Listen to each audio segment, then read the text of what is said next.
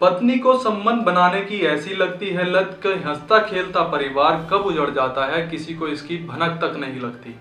जी हाँ, हम एक ऐसे परिवार की बात कर रहे हैं जिसमें पत्नी को संबंध बनाने की ऐसी लत लग जाती है कि पति से दिन रात संबंध बनाने की डिमांड करने लगती है और पति उसकी इच्छाएं भी पूरी करता है, लेकिन पति इसमें नाकाम हो जाता है।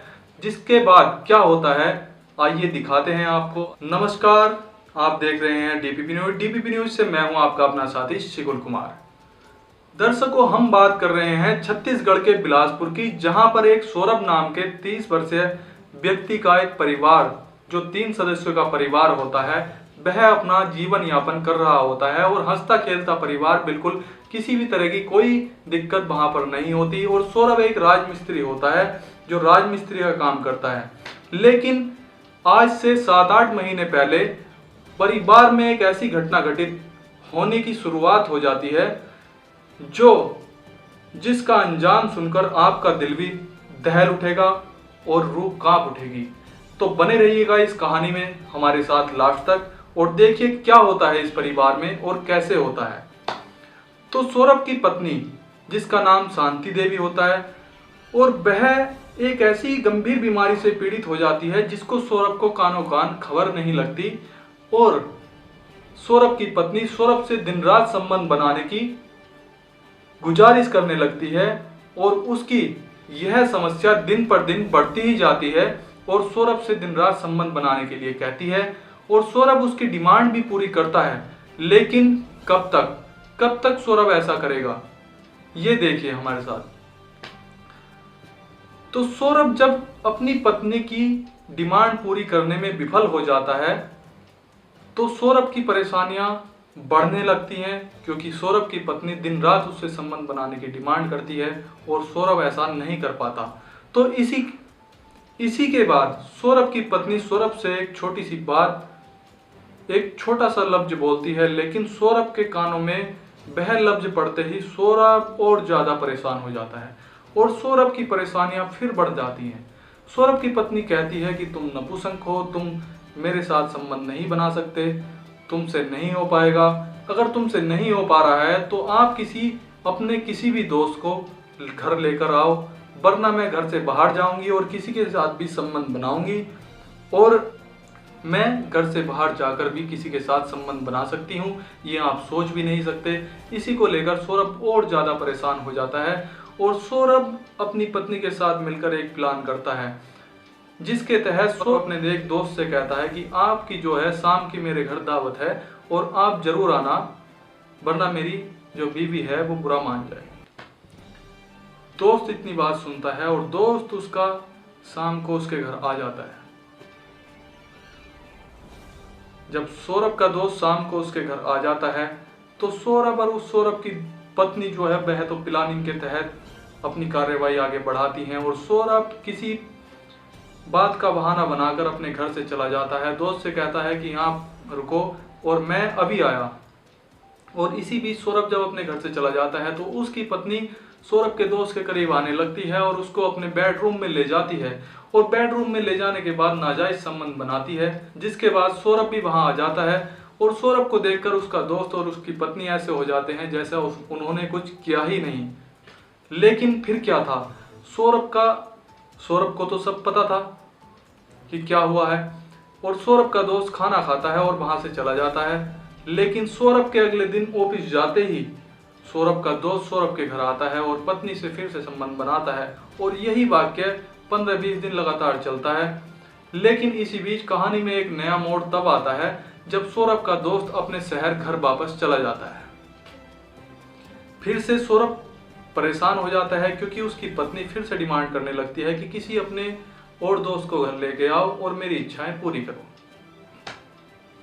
लेकिन सौरभ की परेशानियां बढ़ती हैं। फिर भी सौरभ के मन में एक ख्याल आता है कि क्यों ना वह यह सारी बात अपनी दोस्तों को बताए और उसके दोस्त कोई ना कोई हल जरूर निकालेंगे। लेकिन दोस्त तो दोस्त ही होते हैं, कुछ कमीने होते हैं, कुछ सही भी होते हैं और दोस्त उसकी बात सुनते हैं और दोस्त उसके घर जाते हैं और उसकी पत्नी से लगातार संबंध बनाते हैं। और यह वाक्य जब 2-3 दिन चलता है तो सौरभ का एक दोस्त सौरभ से कहता है कि तू तो नपुंसक है, तुझसे अपनी पत्नी खुश नहीं रखी जाती, तू तो ऐसा है, तू तो ऐसा है। जो बात सौरभ के मन में लग जाती है, सौरभ तभी अपने घर जाता है और अपनी पत्नी से कहता है कि नहीं, आज के बाद इस घर में मेरा कोई दोस्त नहीं आएगा और आपकी मैं किसी भी डिमांड को पूरी नहीं करूंगा और आप मुझसे किसी डिमांड को पूरी करने के लिए कहेंगे भी नहीं। लेकिन सौरभ की पत्नी को गुस्सा आ जाता है और वह कहती है कि नहीं, आप किसी भी अपने दोस्त को बुलाओ और मेरी इच्छाएं पूरी करो। लेकिन सौरभ साफ साफ शब्दों में मना कर चुका था, क्योंकि उसके दोस्त ने उसको ऐसी बात बोल दी थी और उसकी बेइज्जती कर दी थी। लेकिन नहीं, सौरभ की पत्नी बिल्कुल नहीं मानती और सौरभ से लड़ने लगती है और कहती है कि यदि आप अपने किसी दोस्त को नहीं बुलाओगे तो मैं कल सुबह उठकर थाने जाऊंगी और आपके खिलाफ दहेज उत्पीड़न की तहरीर दूंगी और आपको जेल में डलवा दूंगी।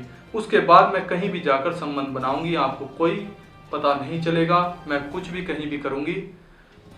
इसी बीच सौरभ घबरा जाता है और सोचता है यह कर सकती है, यह तुझे जेल भिजवा सकती है, थाने में जा सकती है, सुबह उठकर यह थाने जरूर जाएगी। सौरभ घबरा जाता है और उसके दिमाग में एक प्लान आता है। प्लान के तहत सौरभ अपनी पत्नी के कमरे में जाता है और उसका दोनों हाथों से गला दबा लेता है और गला तब तक दबाता है जब तक उसकी मृत्यु नहीं हो जाती। लेकिन इसी बीच सौरभ का जो 5 वर्षीय बच्चा था, वह शांति देवी, उसकी जो माँ है, उसको मारते हुए उसके पिता सौरभ को देख लेता है और रोने लगता है। लेकिन सौरभ अपने बच्चे को तो बहला फुसला कर सुला देता है और उसके बाद किचन के पास एक गड्ढा खोदकर अपनी पत्नी को उस गड्ढे में दाब देता है। पत्नी को गड्ढे में दाबने के बाद सौरभ फिर से अपने बच्चे के पास कमरे में जाता है और सो जाता है।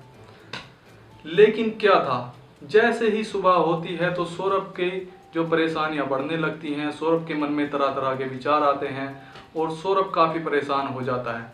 लेकिन सौरभ परेशानियों के बीच थाने पहुंच जाता है और थाने में जाकर अपनी सारी घटनाएं पुलिस के सामने उगल देता है कि ऐसे यह घटना घटित हुई, मेरी पत्नी ऐसी थी, उसने ऐसे किया तो मैंने ऐसे कर दिया, मैंने उसको मार दिया है और मार के वहां दबा दिया है, आप मेरे घर जाकर देख सकते हो।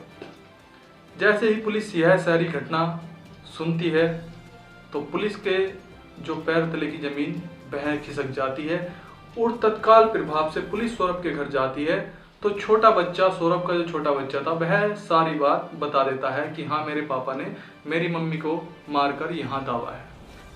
अब सौरभ के बच्चे के बाद पुलिस का क्या था कि केस पूरा पक्का हो जाता है और वहां पे गड्ढा खोदती है और गड्ढा खोदने के बाद वहां से उसकी पत्नी को निकाल लेती है और निकाल के उसको पोस्टमार्टम के लिए भेज देती है और सौरभ को जेल भेज देती है।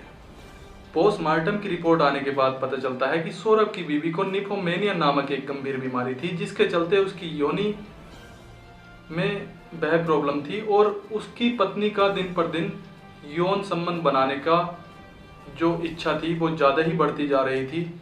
वह सब निफोमेनिया नामक बीमारी के कारण ही हो रहा था। लेकिन सौरभ यह सब नहीं समझ पाता। वह कुछ दवाइयाँ भी उस बीच लाता है जो खाता है और खाने के बाद भी अपनी पत्नी को संतुष्ट नहीं कर पाता, जिसके बाद वह अपने दोस्तों को अपनी पत्नी के सामने पेश करता है और पेश करने के बाद दिन पर दिन उसकी समस्याएं बढ़ती ही जाती हैं। लेकिन दोस्त चले जाते हैं, दोस्त मजाक उड़ाने लगते हैं, जिसके बाद वह इतना जो क्या कहेंगे अहम कदम उठा लेता है कि अपना हंसता खेलता परिवार अपने हाथ से ही उजाड़ देता है, अपने बच्चे की माँ को अपने ही हाथों से मार देता है, अपनी पत्नी को अपने हाथों से मार देता है। अगर इसी बीच हम एक छोटी सी बात कहेंगे, यदि वह किसी डॉक्टर की सलाह से अपनी पत्नी को किसी डॉक्टर की सलाह से दवाइयाँ दिलवाता तो शायद उसकी पत्नी बच सकती थी, उसकी पत्नी को ऐसी बीमारी ना होती और समाज में जो उसकी छवि बनी वह एक कातिल हो गया, वह भी कातिल बनने से बच जाता और उसके बच्चे की माँ भी जीवित होती और उसका हंसता खेलता परिवार भी नहीं उजड़ता।